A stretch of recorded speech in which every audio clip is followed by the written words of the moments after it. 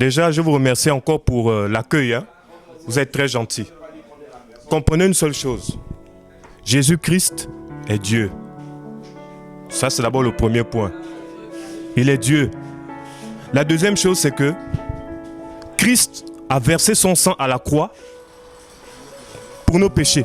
Il ne faut pas comprendre cette chose de manière théorique. C'est réel, c'est des faits réels. Moi, je suis un ex-bandit, je vous ai dit. Un ex.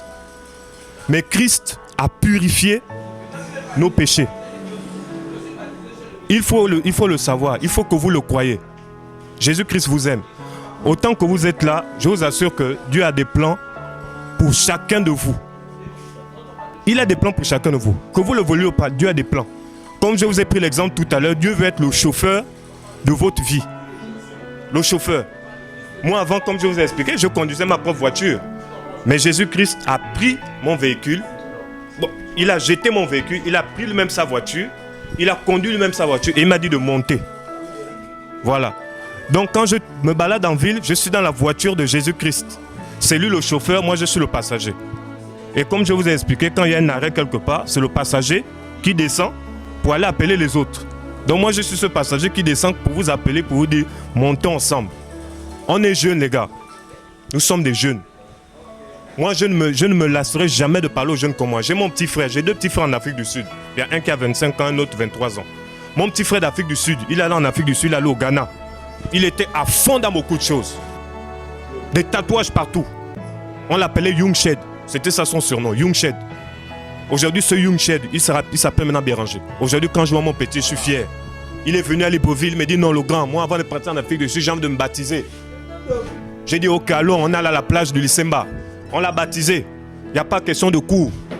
On va faire les cours de baptême. La Bible dit que ceux qui crurent, ils furent baptisés aussitôt. Celui qui croira, qui sera baptisé, sera sauvé. C'est une affaire de salut. Même toi, tu es né de nouveau, tu peux baptiser ton frère.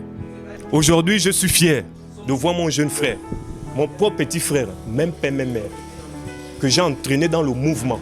Je l'ai entraîné. On m'appelle le djihad islamique. Si je vous montre mon corps là, vous allez voir des blessures. Des bagarres au couteau. Des bagarres à la bouteille. Beaucoup ont connu le djihad islamique. Le djihad al-Akbar, c'était comme ça qu'on m'appelait. Mais aujourd'hui, mon frère, je suis une nouvelle créature. Voilà pourquoi je dis c'est possible. Mon ami, j'ai été consommé des casiers de bière, j'ai fait des concours de boissons. J'ai fait des concours de boissons et sortais toujours vainqueur. Tout ça là, je te buvais ça. Quand je buvais avec des gars, on n'était plus de 20. Tout le monde pouvait dormir là, moi je suis là debout. J'avais un excès de tabac dans le sang. Excès d'alcool, j'ai fait 3 Joël Rafa, j'ai fait mourir. J'avais un excès, c'est-à-dire que moi, j'avais atteint un niveau terrible. J'ai fait des concours d'alcool. Quand je t'invite à boire, il faut avoir les reins solides. Mais mon frère, tout ça là, ça n'a servi à rien.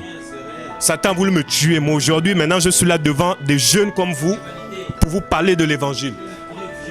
Une preuve vivante, c'est vanité. Voilà, la foi sauve.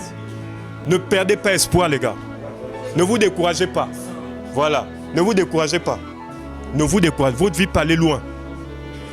Même dans mes études, les gens étaient découragés. Toi, tu ne vas pas réussir. Tu n'iras pas loin. Mais en Jésus-Christ, j'ai fait mes études et j'ai réussi. Pourtant, dans les ambiances, dans beaucoup de mauvaises choses que je faisais, ma vie tournait en rond. Tournait en rond. J'ai dit, mon Dieu, où est-ce que je vais? J'ai laissé ma voiture. Je suis allé monter dans le véhicule de quelqu'un d'autre pour me conduire. Je vous dis, il y aura un temps. Vous allez voir que la vie, là, on a besoin de quelqu'un d'autre. Je vous dis, il y a beaucoup qui retrouvent la paix dans l'alcool, que vous voyez, la joie. Mais c'est pour un temps. Moi, quand j'avais des problèmes de cœur, je venais boire. Quand une fille m'a déçu, je viens boire. Quand j'ai envie de plier les problèmes, je prends un casier, je bois. Il y a beaucoup qui boivent parce qu'ils ont les problèmes. Mais mon frère, quand tu bois Jésus, c'est la meilleure solution. Parce que Jésus, on le boit sans modération. Il est l'eau de vie. Mais ça là, on boit avec modération. Tu peux boire. À un moment, tu vas t'arrêter. Voilà. À consommer avec modération. Mais Jésus-Christ, on ne le consomme pas avec modération.